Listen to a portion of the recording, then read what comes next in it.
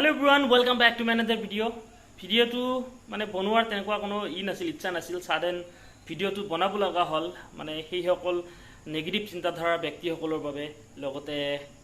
অসমত সেই সাংবাদিকতাৰ নামত সেই সাংঘাতিকতাবোৰৰ বাবে মানে সাংঘাতিকবোৰৰ বাবে প্ৰসংগ 2 অক্টোবৰৰ ক্ৰিকেট মেচটো সুকলমে পাৰ হৈ গল আসলতে ক'ব লাগিব কিন্তু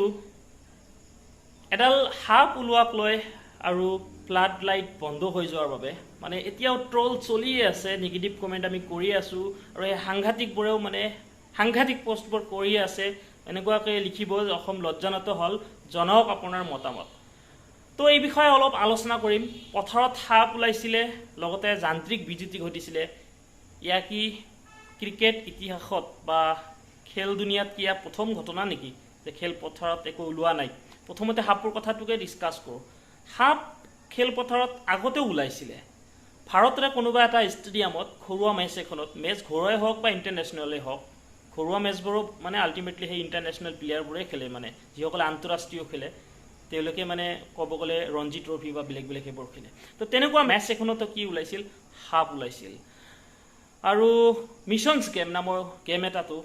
আন্তঃৰাষ্ট্ৰীয় গেম এটাটো ডাঙৰ হাপ উলাইছিল Rangers growing up in Dallas, that was his team. We got a snake on the field. Are you kidding? Check swing and a তো খেল পথাৰত এনেকুৱা কিমান হাপ উলাইছে আৰু উলাই এইবোৰ কোন ডাঙৰ কথা নহয় খেল পথাৰত কুকুৰ হুমাটোতো খুবেই সাধাৰণ কথা বহুত খেল পথাৰত কুকুৰ হুমায় তাৰ পাছত মৌমাখি সাউথ আফ্ৰিকা আৰু শ্ৰীলংকাৰ মাজৰ এখন মেচত 2019 ওয়াৰ্ল্ড কাপত তথাপি ওয়াৰ্ল্ড কাপত মানে মৌমাখি হুমাইছিল পথাৰত আৰু খেলখন বহুত সময়ৰ বাবে বন্ধ হৈ গৈছিল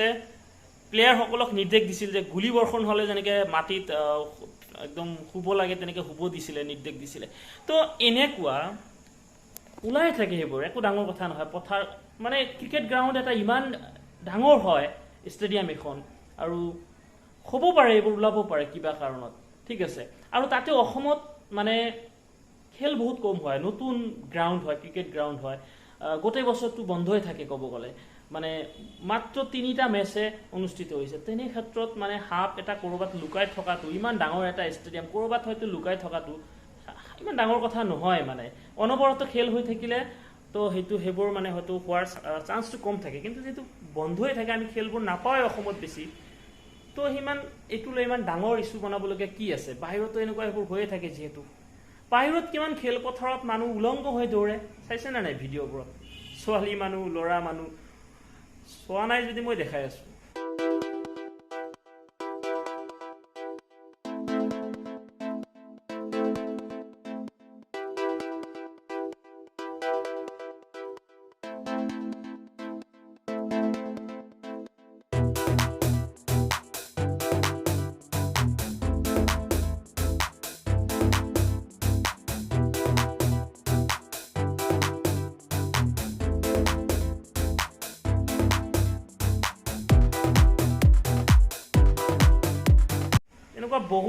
বহুত ৰেকৰ্ড আছে তে হেনেকুৱাটো হোৱা নাই না আমাৰ খেল পথাৰখনত অসমত এবাৰ আইছো ফ্লাড লাইট বন্ধ হৈ যোৱাৰ প্ৰসংগটোলৈ ইয়া কি প্ৰথম নেকি যে ফ্লাড লাইট বন্ধ হৈ গৈছে যান্ত্ৰিক বিজুতি ঘটাটো একদম সাধাৰণ কথা এটো আমি সকলোৱে বুজি পাওঁ আমাৰ ঘৰ বা আমি কিবা পতা উৎসৱ বা কিবা দুৰ্গা পূজা চলি আছে এইবোৰত কৰবাত নহয় হঠাৎ যান্ত্ৰিক বিজুতি ঘটিব পাৰে লাইট এটা বন্ধ হৈ যাব পাৰে ফেন এটা অফ হৈ যাব পাৰে নহব নোৱাৰে নেকি কওকচোন ইডেন গাৰ্ডেনৰ নিচিনা খেলপথাৰতো কেইবা বাৰো ফ্লাড লাইট বন্ধ হৈ গৈছে 2009 চনত এবাৰ বন্ধ হৈছিল শ্ৰীলংকাৰ লগত মেচ আছিল আৰু সেই মেচখনত 49th ওভাৰত মানে কি হৈছিল ফ্লাড লাইট বন্ধ হৈ গৈছিল 26 মিনিট খেল বন্ধ হৈ আছিল তাৰ পাছতো ইডেন গাৰ্ডেনত কেইবা বাৰো ফ্লাড লাইট বন্ধ হৈছে পিছত তেওঁলোকে অলপ যেটো লাইটৰ যেটো টেকনিক্যাল মানে কিবা এটা চেঞ্জ কৰিছে লাইটৰ টাইপ চেঞ্জ কৰিছে এলইডি টাইপ লাইট লগাইছে কেনেকুৱা তো ফ্লাড লাইট বন্ধ হোৱা বা কাৰিকৰী বিজুতি ঘটাটো একো ডাঙৰ কথা নহয় আৰু আমি এনেকুৱা কৰো যে যেনিবা মানে মাইন্ডসেটটো আমাৰ এনেকুৱা বাহিৰত যদি কিবা খেল হয় তো আমাৰ মাইন্ডটো এনেকুৱা থাকে বাহিৰত খেল হলে কিন্তু আমি হেবোৰ নুহুদুৱে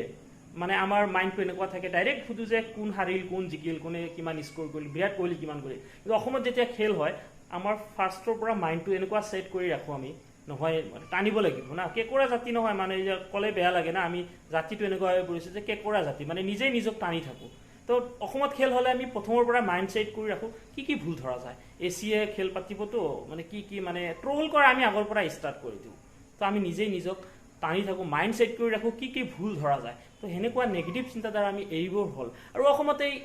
মানে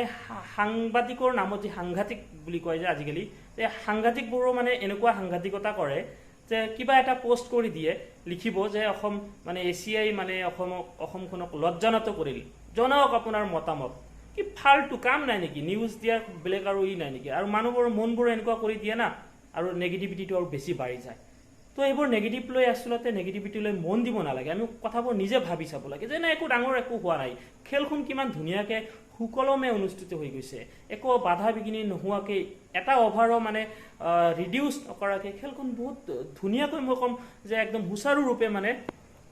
অনুষ্ঠিত কৰিছে তাতে লজ্জানত হোৱাৰ কি কথা আছে গৌৰৱৰ বিষয় আমি অসমত খেল এনেই কম পাওঁ আমি নিজেই কিয় আমি অসমখনক মানে লজ্জানত কৰিব বিচাৰোঁ বাহিৰত সদায় ট্ৰল কৰি কিয় মানুহক এনেকুৱা আমি দেখাব বিচাৰোঁ যে কিবা এটা হৈছে ডাঙৰ ইছ্যু কিয় বনাব বিচাৰোঁ এইবোৰ ইছ্যুৱে নহয় সৰু সুৰা কথা তো আমি নেগেটিভিটি লৈ